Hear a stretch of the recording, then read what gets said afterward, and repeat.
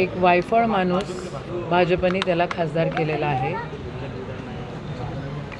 त्याच्यामध्ये त्याचं म्हणणं असं असतं नेहमी की माझ्या अंगात काही बळ नाही, दुसऱ्याला चिमटा काढतो आणि पळतो.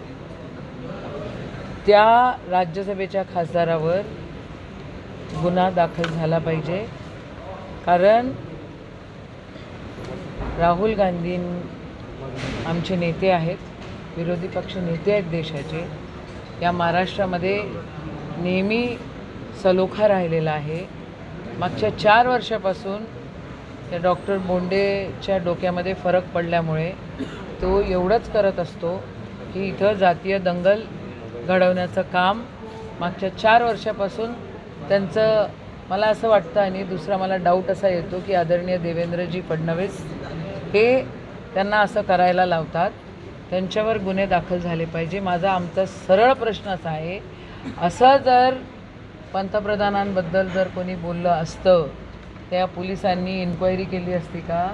तेवढा वेळ लावला असता का? आज आम्ही पीसफुली याच ठिकाणी बसणार आहोत. जोपर्यंत गुन्हा दाखल होत नाही तोपर्यंत आम्ही उठणार नाही आहोत. लागोलागली 1 दिवस लावतात, 2 दिवस लावतात. अटकेची मागणी तुमच्यासोबत केलेली आहे. गुन्हा दाखल झाला पाहिजे आणि अटकही झाली पाहिजे, पण गुन्हा तर दाखल झाला पाहिजे पहिले. हे लोक बघायला पण तयार नाही आहे. त्याला ऐकू नाही आहेत काय? पोलीस यंत्रणा भ्रष्ट हे झाली काय? काय म्हणते, बहिरी झाली काय?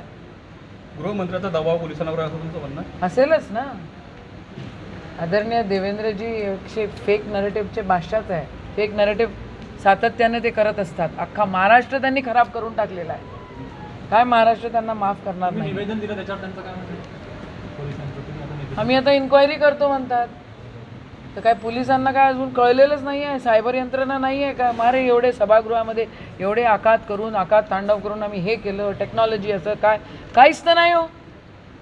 त्यांचाच माणूस, त्यांचाच खासदार, त्यांनी इथं मागच्या वेळेला जातीय दंगल फैलवली म्हणून त्याला खासदारकी देण्यात आली आणि आज तो हाच गोंधळ घालून राहिलेला आहे.